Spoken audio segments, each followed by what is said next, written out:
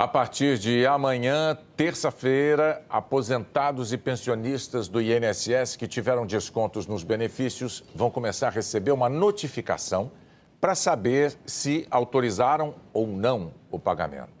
Esse será o primeiro movimento do governo para saber, de fato, quantos segurados foram lesados e quanto foi desviado pelo esquema bilionário de fraudes. Até agora, o governo trabalha com uma estimativa dos investigadores da Polícia Federal: 6 bilhões de reais. O governo ainda não disse quanto tempo vai levar para analisar as respostas dos beneficiários e quando haverá um calendário de ressarcimento.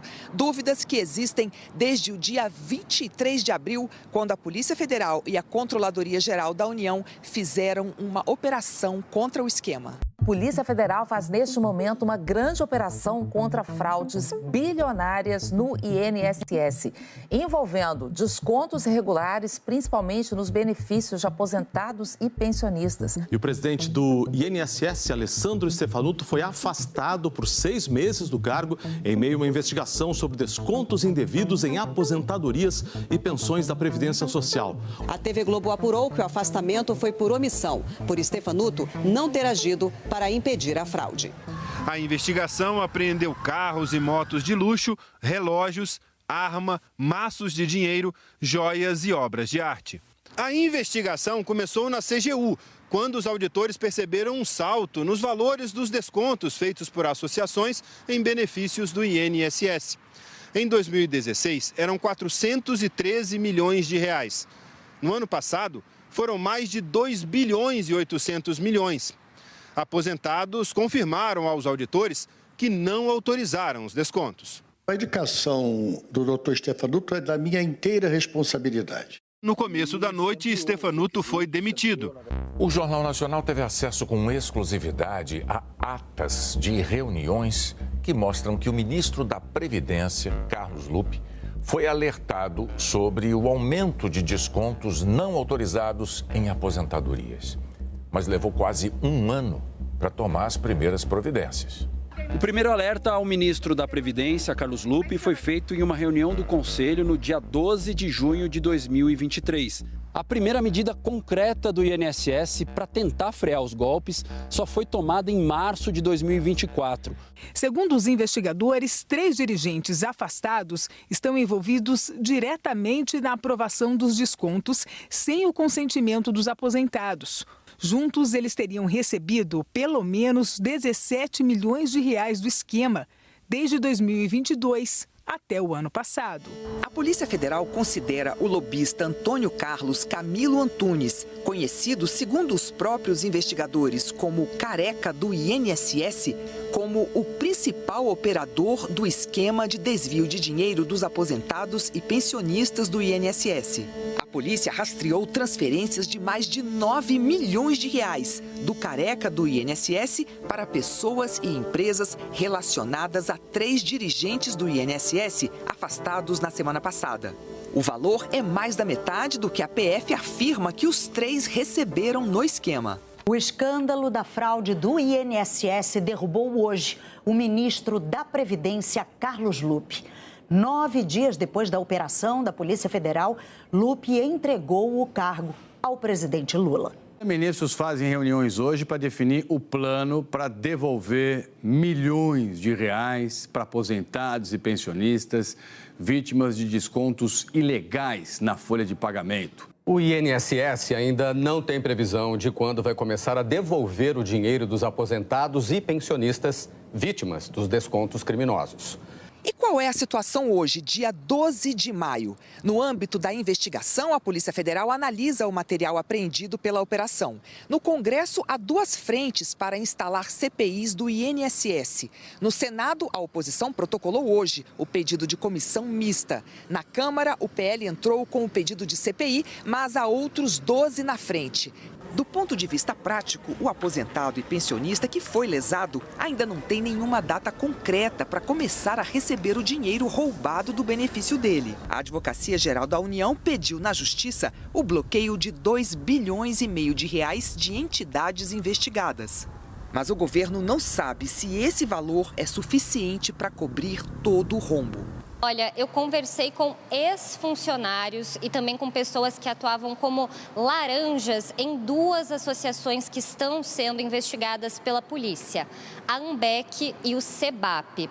Segundo as investigações, o suspeito de ser o sócio oculto delas é o empresário Maurício Camisotti. Ele é dono de um grupo de empresas da área de saúde e odontologia e a polícia, as investigações apontam que ele teria criado essas entidades apenas para viabilizar a fraude. Ele simulava que as empresas do grupo dele prestavam serviços para essas associações, o que por si só já seria um crime, já seria ilegal, porque é você tentar vender serviço através de uma entidade sem fins lucrativos, não pagar imposto. Mas isso fica mais grave ainda quando a gente sabe que tudo isso, na verdade, era de fachada. Esses serviços nem ao menos eram oferecidos, porque nenhum associado dessas duas associações sabia que, de fato, era um associado. Para essas associações funcionarem, elas precisam ter aposentados como presidente, vice-presidente e tesoureiro. E aí que entra o papel de uma outra figura que eu trago para vocês, que é o ex-gestor da AMBEC, com quem eu conversei. A gente vai ouvir agora a fala dele sobre que tipo de perfil o empresário Maurício Camisotti pedia para ele procurar de aposentados, justamente para compor o quadro ali da associação, que era uma associação fantasma. E na sequência vocês vão ouvir também duas pessoas que foram usadas como laranjas, com quem eu também conversei aí, que presidiram essas associações. Vamos escutar. Poxa, Mauro, eu preciso colocar alguém de confiança na presidência das associações.